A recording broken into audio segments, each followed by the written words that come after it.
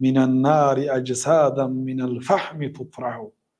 بعضی جسدها از سوختن کومور شدیان، انگشت مثل انگشت شدیان.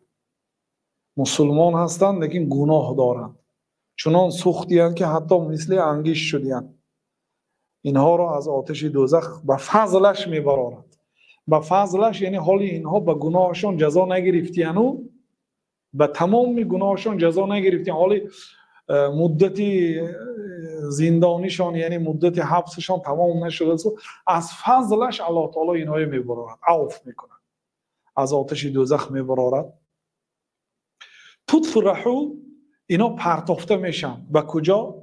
در بیت 25 میگه که علی النهر فی الفردوس تحیا بماء. در جنت در فردوس یک دریای هست، تحیا بماء، با آب آن دریا اینها گشته زنده میشن.